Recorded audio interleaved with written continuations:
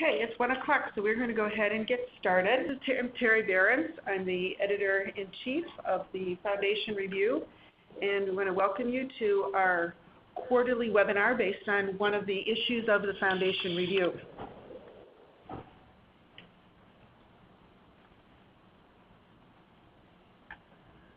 We had a little bit of technical difficulty this morning, but we are now off and running, so thank you for your patience. I'm going to be moderating today's webinar, which is co-sponsored by the Foundation Center, and Gabriela Fitz from the Foundation Center is one of our presenters today. If you have any technical glitches during the webinar, you can call the toll-free number you see on your screen here, 800-843-9166, or email help@readytalk.com. You might want to just jot those down in case you experience any difficulties during the course of the webinar. All right, so today we're going to be going over a few housekeeping items before we get started. And then I have, we'll be introducing our speakers. And then Gabby Fitz will be launching our discussion of gray matters, embracing the publisher within. And then we'll go through some questions and answers. All the phone lines, except for our speakers, obviously, are muted. We use the chat function at any point during the webinar. Feel free to send in a question via chat, and we will have a couple of occasions when we're stopping to respond to those. The webinar is being recorded, and everyone who is registered will get a private YouTube link. And the slides will also be sent to all the registered participants. Okay, before we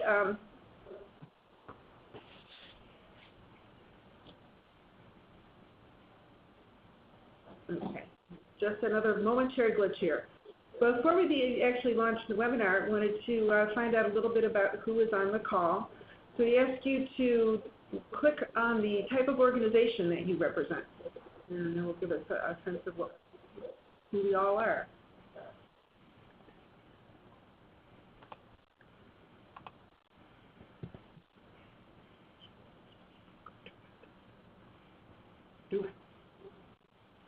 Okay, you can see our results there. So we have about 20% of our respondents are from private foundations, about 40% from educational institutions, and 40% from nonprofits. A little bit of a range there. So we also want to ask about how much you fund or carry out research. So if research is part of your core mission, and you can choose as many responses as apply here. If research is part of your core mission, that's one of the main reasons your organization exists, check the first one. If you do research just to support other strategies, to help develop strategy, to evaluate impact, check whichever of those apply. And then if you don't fund or carry out research, you go ahead and check that one. And we'll see. Okay, so largely we're seeing evaluation reports, I guess, being the primary research product. All right, so I'm now going to turn this over to Gabby Fitz, who joined the Foundation Center as the Director of Knowledge Management Initiatives in 2012. For the last 15 years, she has been working with social sector organizations to translate their information into usable knowledge, to help them think through how they can share that knowledge in ways that cultivate engagement, and to set up the online tools, strategies, and systems that make knowledge mobilization possible. In 2007, she co-founded Issue Lab, an open access archive for nonprofit research. And Issue Lab then became part of Foundation Center in 2012. And Gabby has continued to focus on helping the social sector make better use of knowledge through her work there. Gabby received her MA in sociology from the University of Illinois at Chicago with an emphasis in organizational sociology, and her BA in sociology from UC Berkeley. Later on in our webinar, Nicolette Lodico, who's the Director of Information Management at the Ford Foundation, will be sharing some of her experiences with knowledge management and knowledge sharing from the Ford Foundation. Her team at Ford supports a dynamic information environment to capture and preserve records and knowledge assets in all formats and promotes knowledge sharing, discovery, and learning. For more than 20 years, Nikki has held positions involving the development and management of complex information systems for professional service companies, technology startups, and legal services agencies. She holds a master's degree in information science. So with that, I'm going to turn this over to Gabi. Great. Thanks, Terry, and thanks to everyone on the call for joining us in this conversation this afternoon. I'm also, my colleague Lisa Brooks is on the line as well, just in case she can field any questions that might come up that I may not be able to field. So I want to talk today about something that really is ubiquitous in the social sector, but rarely gets talked about explicitly, and that's the topic of publishing. When most foundations look at themselves in the mirror, they don't actually see a publisher. They see a grant maker, they see a partner, maybe a change maker, and when they look a little closer, they may even see an organization that funds or produces knowledge products, such as case studies, research reports, lessons learned, or evaluations. But rarely do they think of themselves as publishers. Well, it's time to embrace that inner publisher, and today I'll not only tell you why, but I'll also talk about how. The word publishing, of course, seems a little old-fashioned to many people, overtaken by new media and the drive towards smaller and smaller chunks of data and information, podcasts, webinars, and audience engagement strategies. But the fact is that the social sector is producing and publishing thousands of knowledge products each year. Because we do such a poor job, actually, of tracking and collecting the work we publish, it's tough to know exactly how much research and knowledge products are being produced by the sector. But what we do know is that private foundations are deeply committed to this kind of activity.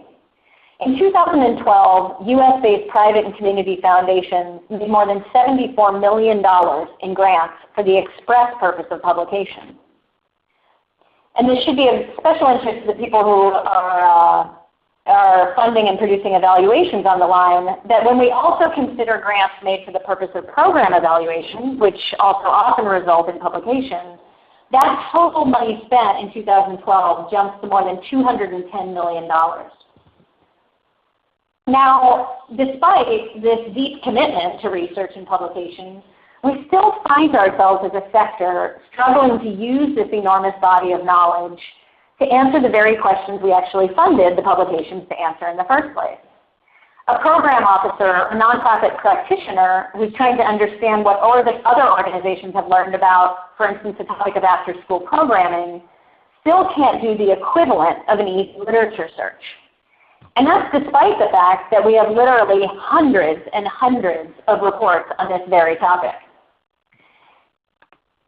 And because we largely treat our knowledge products as communication products, and I'm going to talk about that in a little more detail in a minute, rather than published works, we force users to visit hundreds of organizational websites, hunting and pecking for the reports that might contain answers to their questions. I just saw that somebody said that there's a little bit of an echo. So I am on a speakerphone. Let me see if I can, before I inflict more of an echo on you all for some time, let me see if I can fix that. Hold on just a second. Is that any better? Just want to make sure. Maybe whoever. Yes, that's better. Thank you. Okay, great. So I just was saying, because we treat knowledge products as communication products that really get shared through our websites, we're sort of putting the burden on our end users to find those reports and then dig through the reports and hopefully find the answers to their questions. And you can imagine for a moment if medical or academic research was collected and shared in this same scattershot way that we've historically gathered and shared insights. I mean, we really take it for granted in other knowledge-intensive sectors that you could do the equivalent of a literature review. So in order to better understand sort of this current state of affairs and how foundations are currently sort of approaching the sharing and production of their knowledge, we recently did a series of interviews with individuals at foundations whose one of their core responsibilities is to share the research their foundations fund and produce.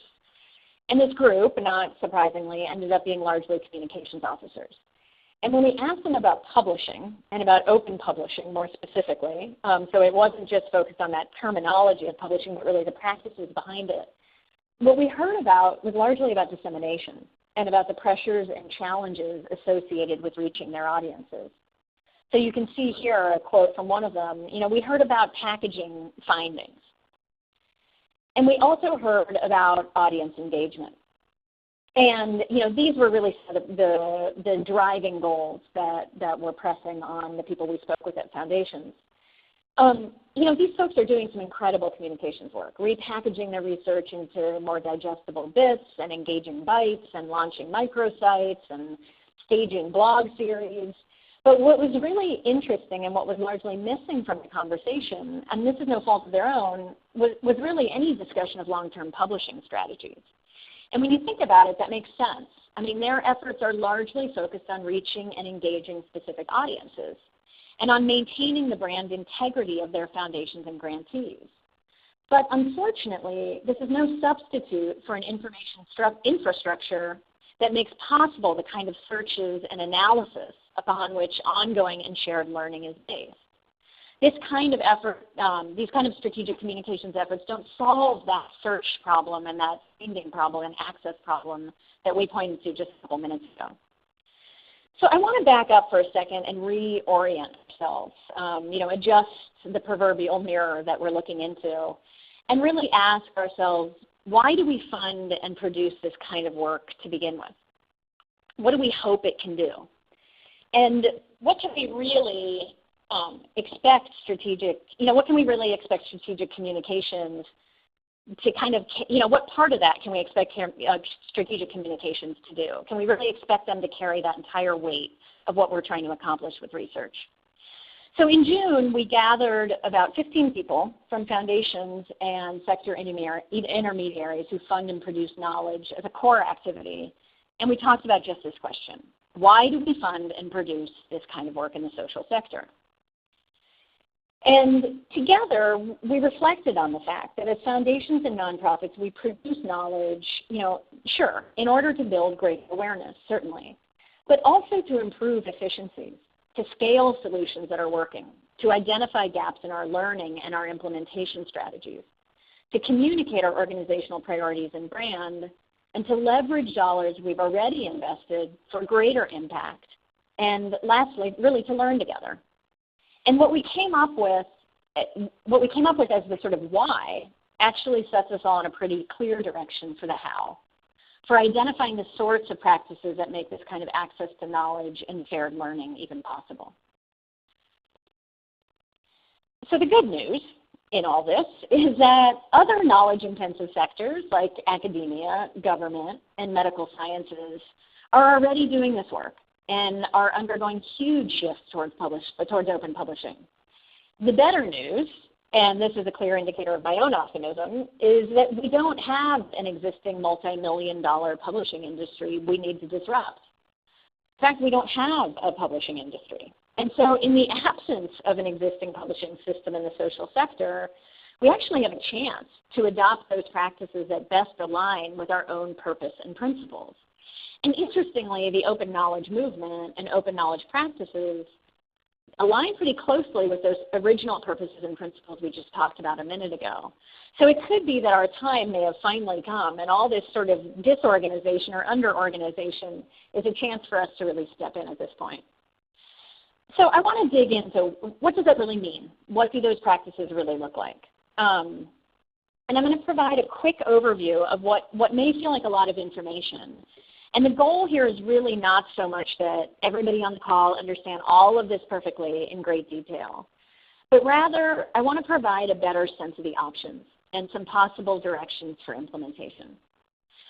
So I'm going to talk briefly about 4 different, what we think of really as mutually supportive practices, each serving its own purpose. What I like about this model is that it allows foundations and organizations to step onto this path at the place that works best for them. So for foundations that produce or fund a limited amount of knowledge products each year, they can simply choose to put copies of their work in an open repository. Whereas a foundation that publishes hundreds of of works a year may choose to issue digital object identifiers for its work, or even implement Schema on its website. And of course, both types of organizations could choose to adopt an open licensing policy. The key here, and you see this in the sort of era that surrounds these four practices, is that foundations begin to be more intentional about their publishing activities. And this extends to nonprofit organizations and educational institutions as well. I think for this conversation, I'm focusing on foundations, but these truths really, these points really hold true for these other types of organizations too. It's critical that we think about and articulate why we publish and then adopt practices that can support rather than obstruct those goals. So I want to start with open licensing because I think it's actually a really great place for people to start, and I think it actually underlies a lot of the other practices. So open licensing is essentially about making published works more easily usable. At IssueLab, we see a lot of all rights reserved. The fact is that actually the overwhelming default for most foundations and nonprofits when they publish something is to slap an all rights reserved license on it. Sadly, this is at almost direct odds with the purposes we described earlier around deepening the impact of existing investments and encouraging shared learning. The good thing is there is a better and easier way to actually handle copyright. It requires that we be intentional and that we think of the work we produce and fund in terms of its long-term availability and usability, and that we prioritize those goals as much as we prioritize other goals that lead us to all rights reserved. By using, let's be real clear, by using open licenses, you aren't giving up your intellectual property. You're actually just being much more specific about how you want it to be used and making sure that that's in line with why you produced the work to begin with. Open licenses like Creative Commons give you a way to indicate essentially some rights reserved. You can still require attribution of the work, but you allow people to more easily repurpose it in presentations and convenings and workshops and websites like IssueLab. So you'll see in the top left, that's just a CC, what they call a CC BY license, which is really saying, you have to give attribution on this if you use it. You can be even more specific if you want, though. You can specify whether you want it only to be used for non-commercial purposes, or even whether derivatives from your work need to be similarly licensed, or in the lingo of CC, quote-unquote, shared alike.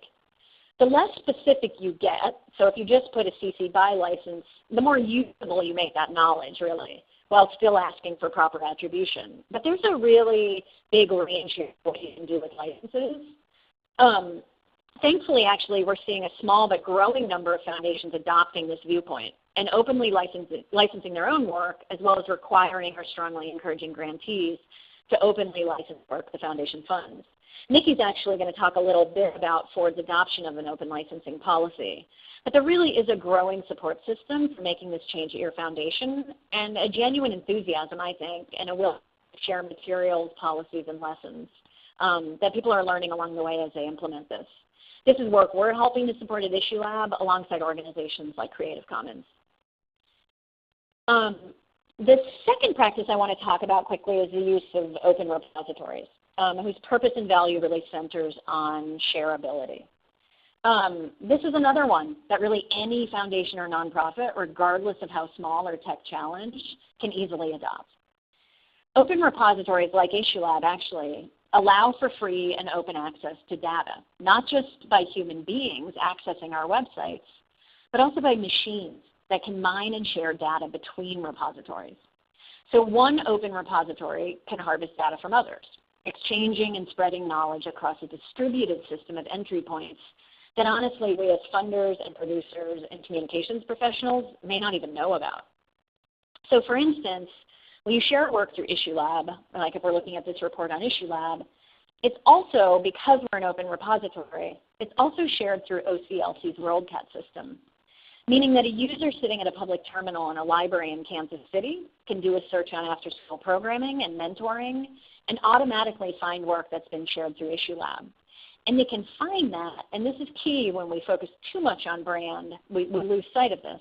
They can find that work without having to know about IssueLab and without having to know about the organization that produced the work, in this case public-private ventures, or knowing about who funded it. Because what they're looking for is the knowledge and the information, and they're more able to find it if it is sitting in an open repository. Of course, one of the most famous examples of an open access repository is PubMed, where the NIH requires all grantees to deposit a copy of funded works. And this model is now being more broadly adopted by the federal government, actually, which is requiring both open licensing and encouraging the use of open repositories for government-funded works. And then for those larger foundations who are in the position to build their own repositories, we strongly recommend that they consider an open standard so they can expose their metadata for open exchange with other repositories. The next thing I want to focus on quickly is something called Schema, which is really about improving the findability of knowledge resources. And schema.org is something that Google, Yahoo, Bing, and a couple of other search engines came together to create. So why would these competitors collaborate? Well, because they're all thinking of the next generation of the web, which some call the web of things or the linked web, or you may have heard it as the semantic web. And that new web relies on everyone describing things in the same way and relating things in the same way so that machines can understand what thing is being described and how it relates to other things. So what Google and et al. Did and continue to do is really to create a data vocabulary, a big schema, hence the name, with over 750 descriptors that describe pretty much anything: a movie, a book, an article, a person, an organization, a product, an event, a lot of things and sub-things. So let's take a closer look at what that looks like. So here's a web page. Now a person looking at this can, in a single glance, and this is the beauty of the human brain, understand what the main thing being described here is. It's a report titled Quantifying Hope. We can quickly make connections between how people are related to the thing. Someone authored it. A group published it. It was released on a particular date. It's about these topics. But when a machine encounters this page, if the code behind the page is just for presentation, meaning the focus is on displaying this page for human consumption, there's not much else it can do with it. It can spider for text to aid a keyword search, but that's about it. What schema.org lets us do is actually turn this page into something like a relational database. So I'm not going to dive too deep, don't worry, into the coding piece of this, but I want to show you actually a pretty simple snippet of HTML code to illustrate how schema works. And I think its potential is actually. This is a code that handles the presentation needs of this page.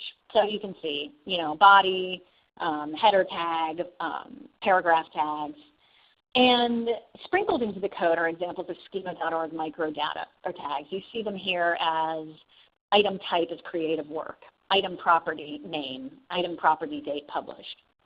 These tags essentially enable a machine to parse all of the relational data we've embedded in this code. And here is what the machine can see. So, all of a sudden, that page that before we made those connections as human beings, the machine can now make the connection. The creative work, what its name is, a description of it, and all the relationships, authors, publishers, publishing date, sources. And we think what will happen where schema and other microdata formats are concerned is that big search engines like Google are going to get much better at letting us filter search results down to a really good solid few choices. And we're not the only people in the social sector who obviously are dealing with information overload. So this is a nut they want to crack. And just like you now can start a search for a garden hose at Amazon, let's say, and then filter out hoses longer than 25 feet or hoses that use PVC versus rubber, the same thing will happen with Google searches. You'll search on homelessness, and you'll be able to filter types of content and choose reports, or filter on document types and choose evaluations, or filter by date and get only stuff published in the last year. Now, of course, you can imagine that, it's not just Google that's interested in the adoption of schema. It's actually projects like IssueLab at the Foundation Center as well. Because we're really, and other open repositories, this kind of markup will enable us to find, see, and better describe the knowledge that's out there. So the last thing I want to talk about is something called digital object identifiers, or DOIs, which are really all about trackability. And although they look like a small and kind of nerdy thing, they actually provide a lot of value for the social sector in terms of understanding and tracking readership, as well as improving long-term discoverability. So in its simplest form, a DOI is a unique identifier that can be attached to a digital object, in our case, a publication. It provides a permanent record of that object and a permanent link to it. So you can begin to see where some of the value is coming in. The DOI is actually itself maintained by the DOI Foundation, and the DOI system has been around since the late 90s. There are millions, actually over 100 million DOIs in existence. So it may be new to us, but you'll be hard-pressed to find an academic or scientific journal article that doesn't have a DOI. You can actually see here on this page how the Foundation Review itself issues a DOI for each of its published articles. It's that little number string right under the author names. And that's because DOIs provide a lot of value. They provide a permanent link to a document. They provide a cumulative click tracking metric. So every click on a DOI link is collected by the DOI Foundation and reported to the publisher. They provide citation tracking, telling us how many other articles is this one article cited in.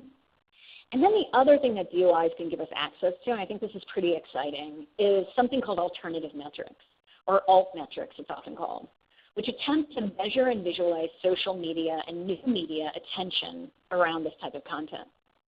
As we all know, this is not something that the social sector has been able to do until now, tracking interest and use of our knowledge products. We've historically relied on traffic to our websites really as a proxy measure, which causes all kinds of problems, which we can talk about if anyone's interested. But this is really kind of a new game for social sector literature. So without a formal publishing system for the research that foundations and nonprofits produce, getting a DOI has been pretty impossible for most nonprofits and foundations. But Issue Labs actually developed an application that lets any social sector organization sharing publications through our service to request a DOI. It costs you nothing, and it takes a couple of minutes. You can see here what a social sector DOI looks like when it's issued through Issue Lab. So it's not like it's branded by Issue Lab. It just essentially says this is a work that's been published by the social sector.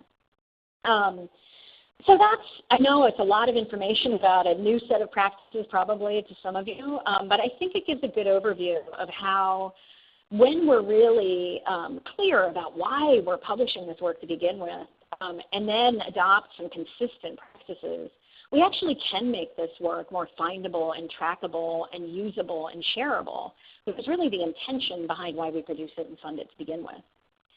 So I'm going to hand the reins to Nikki in a minute, but I think that Terry wanted to give us a chance at least to field some questions before I do that. Right. Thank you, Gabby. I am going to encourage people to send in questions via chat right now. At the end of the call, we'll open up the phone lines. But I did have a couple questions maybe while folks are thinking about that, Gabby. Can you just talk a little bit about what kind of technology infrastructure or human infrastructure you need to implement some of these practices? Does this require, specially trained staff, or just talk a little bit? It's a mix, and I think that's kind of why, that's when I said that I like this model of these sort of interlocking practices, because it's really a mix of organizational commitments and organizational policies. So some of it is really about do you have the leadership and the kind of interest at the organization. Whereas things like, schema.org is probably the most technical of the four practices that I discussed. It doesn't require a ton of capacity because it really is about working with one or two people at the organization or even the people you contract your website to do that markup. And then it's a kind of set it and leave it, And I think it's not so much that that any of these practices require technical capacity as much as they require a commitment and an interest and an understanding of the value of doing this work. And I think Nikki's going to talk about that a little too, but that's really what we're hearing from the foundations that are kind of ahead of the curve on this, is that they have strong leadership, both from the middle and from the top, on implementing these things. The rest of it is, we're at Issue Lab, we're excited to support the implementation of this work. I think more and more people are excited to be part of this open knowledge movement, really. So it doesn't require a ton. It really doesn't. Okay, thank you. All right. I don't see any other questions right now. So, Nikki, do you want to share some of the Ford Foundation experiences? Sure thing. Thank you, Terry and Gabi. It's a pleasure to join you all this afternoon on this call. I'm really excited about the work that the Foundation Center is doing with IssueLab, and I'm going to talk for a few minutes today on really what our commitment as a foundation to preserving our historical legacy has kind of positioned us to support learning and scholarship within the social sector in some of the ways that Gabi was discussing. I'm also going to talk a little bit about how we're challenged by the same things I'm sure we're all challenged by: evolving technology, growing volumes of shareable knowledge, and the changing expectations of users. But to begin, let me say that the Gray Matters article and IssueLab's draft principles for open knowledge in the social sector, I think, make a powerful case for Foundation archives in that they reinforce the valuable role that archives play in organizing and making easily available knowledge gained by foundations over the years. And the Ford Foundation has made a commitment to developing its archives and to providing access to those archives for more than 40 years. In fact, we are committed by internal policy to doing so. Let me give you an excerpt from our 1974 policy on access to archival records. As a philanthropic organization concerned with the advancement of human welfare, the Foundation has recognized its obligation to share information so that the purposes of philanthropy may be better understood and advanced. The objective of these procedures is to permit the freest possible access to and use of Foundation information without infringing on the rights of the persons or organizations who created that information or hampering the current work of the Foundation. So this excerpt, I think, really directly supports the level of commitment and seriousness that the Foundation has placed upon this for many, many years. And while we've only been providing access to our archives since 1974, we've been developing these archives since the beginning of our existence. That's more than 75 years ago. And it wasn't until 1974 when we finally kind of cracked open that collection and allowed access by external users. I also want to note that from the beginning, the Foundation recognized that not all of its records should be open for examination. And there are obvious examples that you can all probably guess. But most of them are any collections or materials that contain personal information like dates of birth, social security numbers, any highly sensitive personnel information, records that are of impermanent value. None of these things really are part of what we're talking about. And similarly, in order to protect our ability to work creatively and candidly and to provide or maintain privacy for our grantees, we've always controlled access to certain records, things like pending grant requests or evaluations of current programs, for a period of time prior to evaluating them for inclusion in our archival collections. So I think that last phrase is really important. While we embargo most of the content that goes into our archival collections for a period of around 10 years for the most part, we still go take all of these collections and evaluate them for inclusion in the collection. So there is some thoughtful process behind what it is we're making available, not so that we can be exclusive, but so that we can make sure that what we're curating and making available is truly of research value and historical significance to the Foundation. So I want to talk a little bit about our archival practices over the years, just to give you some context. The focus of our collection development practices in terms of content has evolved over the years as our work has evolved, and our work is constantly evolving in terms of our strategic focus. But our research collections include a variety of materials. A key one is what we call our unpublished reports collection, and I'm going to talk more about that in a bit.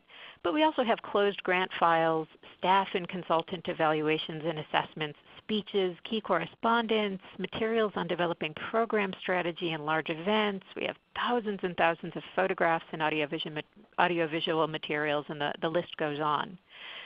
From the mid-1970s until about 2012, the Foundation welcomed researchers from all over the world to our archives, which were formerly housed in our sub-level basement in the headquarters building in New York City. We provided researchers access to our processed collections in that way. One of our biggest challenges there, however, is that we weren't fully staffed as a research center and we can only have one, maybe two researchers at a time, which meant that our collections were essentially limited, not only to those who were able to get in on appointment, but also to those who knew that these collections existed. So in 2012, we made the decision to transfer our archival collections to the Rockefeller Archive Center, which is in Sleepy Hollow, New York, about 30 miles north of Manhattan. And the Archive Center is a repository and research center that's fully dedicated to the study of philanthropy and civil society. And by placing our research collections with the center, we're enjoying much higher quality organization and preservation of our collection, and we're better assured of more open and more access to our materials by the research community. Researchers from across the world visit the Archive Center every year. They have hundreds and hundreds a year, and not only do they enjoy access to our collections, they enjoy access to those collections within a larger archive that houses collections of many other philanthropic organizations. So it makes the research experience very powerful. So what are we doing now? And today, I think we're focusing more and promoting the fact that we're very much a learning organization committed to building not only an internal culture of learning and collaboration and transparency, but extending those outwardly as well. We also remain committed to preserving our history and our ever-expanding institutional knowledge. And like I mentioned earlier, we're facing the same challenges that all social sector organizations are facing, particularly those committed to sharing and preserving knowledge, because we're dealing with enormous volume, changing formats, and evolving processes behind the creation of knowledge. So while most, if not all, of our internally created knowledge, and these are both products that can be useful now and those with historical value, are generated in formats that easily support distribution, we don't really see ourselves, and nor will we see ourselves as a publisher of the full range of these materials. But still, we're thinking of ways that we might make our own work product, produced either by foundation staff or consultants, more widely available, because we understand the importance of doing so. And our efforts are ranging from, as Gabby mentioned, adopting open licensing provisions in our grant letters to, and work for hire consultant contracts, to making an increasing number of our historical materials available online. And I'm going to speak about the latter kind of as an example of what we're doing now and how that might fit into the scenario that Gabby is describing. So a key practice in developing our archival collections over the years has been the curation and cataloging of key reports. And this is a collection that numbers nearly 20,000 discrete items. These reports were curated and cataloged by a human being, no use of technology with the exception of perhaps a database or a cataloging system with which to make the metadata around these reports available. These are reports that have been written by staff as well as foundation consultants and strategic partners, and it has and continues to be a standard practice to place an embargo on these reports for a period of at least 10 years before making them available to outside researchers. And one thing that we note to our researchers is that while just because a report exists in this collection doesn't mean it fully represents the Foundation's views now or at the time at which it was written. And researchers are constantly reminded of this, and we remind ourselves of this as well, particularly when we're weighing the risk versus the value of making these reports more widely available. In 2009, it took us about a year or two, we digitized all 20,000 of these reports. Because most of them did exist in paper at that time. And in 2012, we transferred those digital materials to the Archive Center, where they comprise RAC's most extensively used collection because they provide the best documentation of the conceptualization, implementation, and evaluation of our programs and initiatives over the years. So this is highly, highly valuable to researchers who visit the center. Currently, these reports are made available to only registered researchers at the Archive Center, but it's our aspiration to make these reports available via the center's public-facing website to anybody who wants to access them. We want to, of course, do so in a manner that supports open publishing policies and principles, particularly with respect to findability and trackability, and understand that these will be of even greater value for learning within the social sector if we're able to do that. So while the value of all of this is clear to us, the practice also comes with some risk, and that's both real and perceived. and the internal discussions at the foundation that we've been having about this are focused on weighing value against risk in this case. And I'm happy to answer some questions about that, any specific questions that you have about that. But I just want to close by saying that the Foundation is firmly committed to sharing its current and historical knowledge, and we're very eager to promote and participate in collaborative ways to make that knowledge findable and usable. So I'm going to end there, and I'm eager to hear your thoughts and respond to questions along with Gabi. Thanks. Okay, thanks, Nikki. I am going to go ahead and unmute the phone line. The conference has been unmuted. So anybody who's on the call can feel free to offer a question. There was one sent in via chat that I wanted to pose to you, Nikki. The question was, does the Ford Foundation publish both accepted and denied grant applications? When we're looking at this item on the screen here, it shows the records here. Does this include accepted and denied grant applications, or can you talk about that a little? Sure. And it's been our practice, I believe, historically, and it is currently not to make available denied grant applications. We make available records for grants that have been closed for at least 10 years, and this is the full standard grant record. So it would be the proposal, the internal approvals, and all of the reporting that is provided, as well as the grant products that are made available to us during the life of a grant. Okay, thanks. Can you say a little bit more about how you protect grantee privacy? So obviously the 10-year window is a big part of that, the 10-year embargo.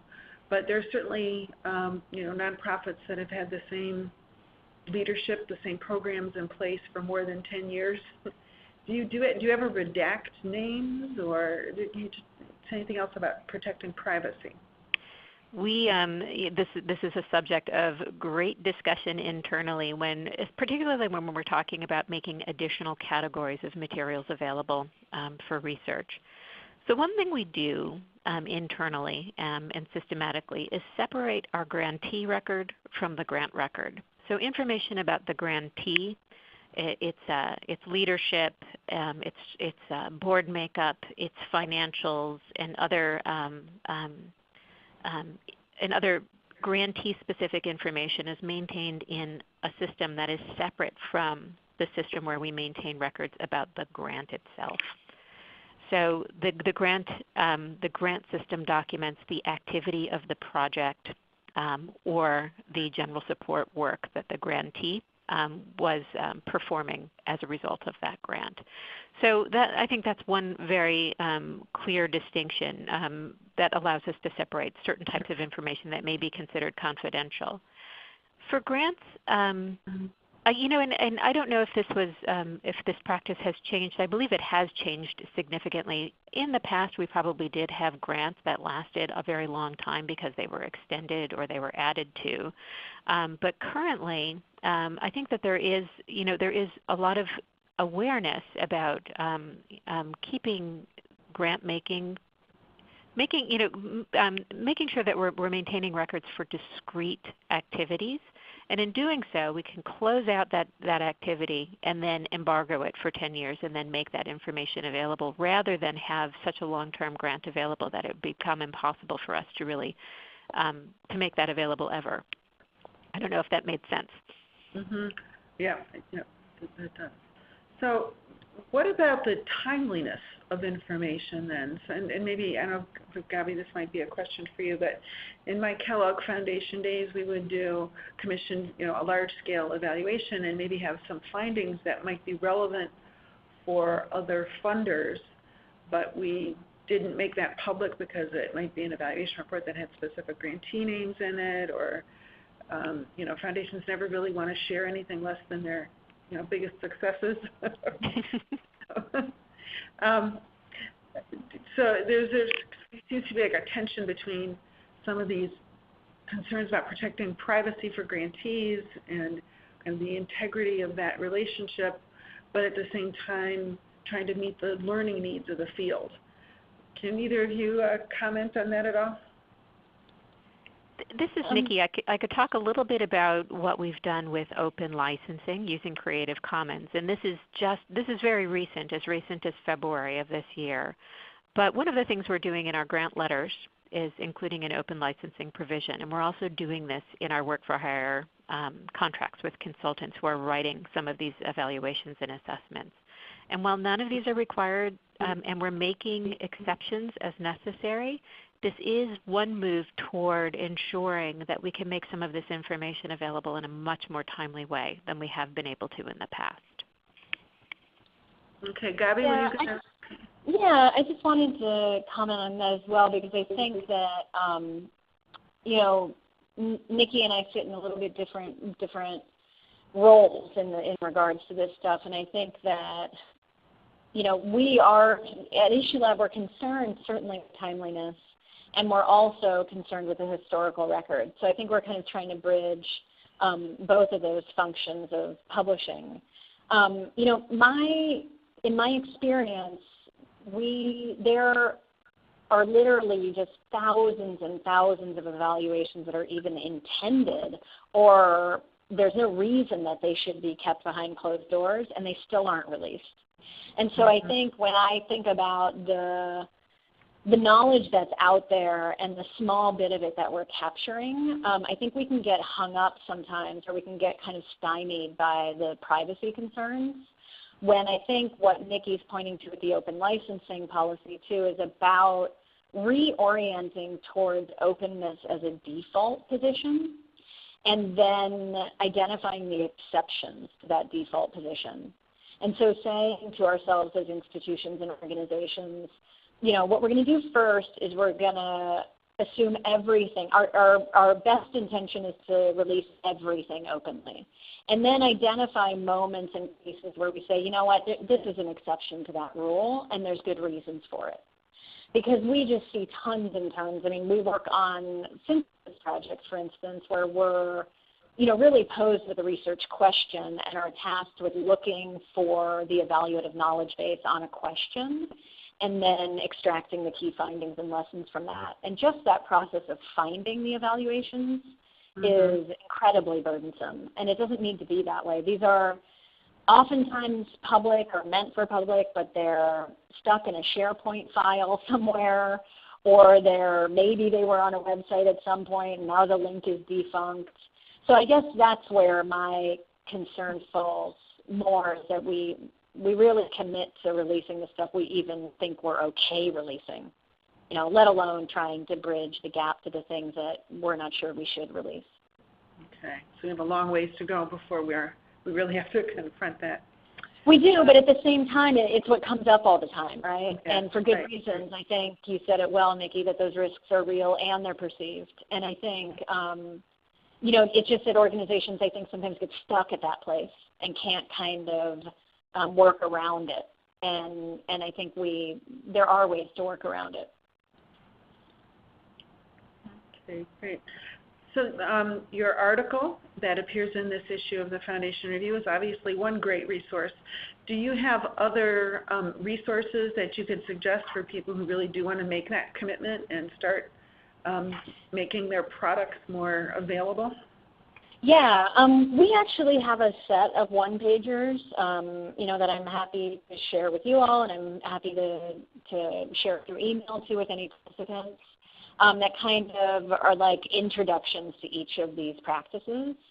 You know, we haven't posted them on the website yet because they're actually sort of, we just started producing them and sharing them because organizations are actually asking for them. So they'll be on the website soon, but I can certainly email them to people in the meantime. And if anybody is interested in, you know, if you know of any foundation or you're yourself a foundation or a nonprofit that's interested in considering some of these practices, I totally encourage you just to get in touch with us directly.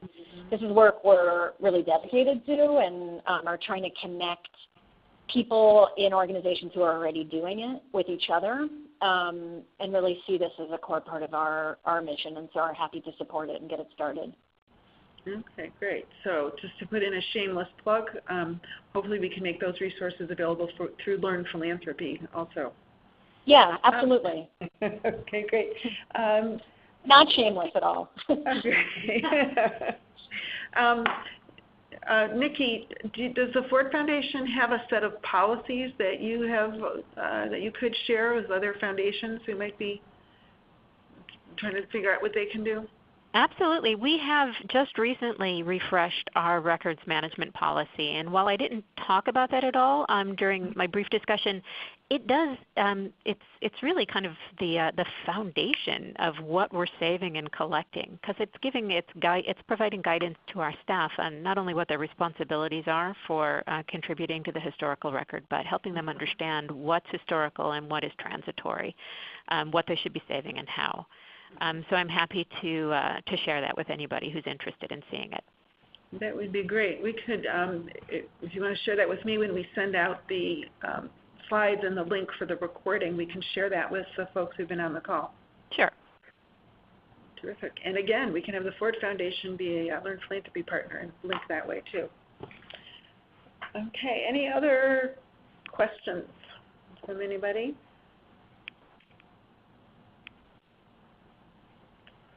All right. Gabi or Nikki, any closing thoughts that you'd like to share?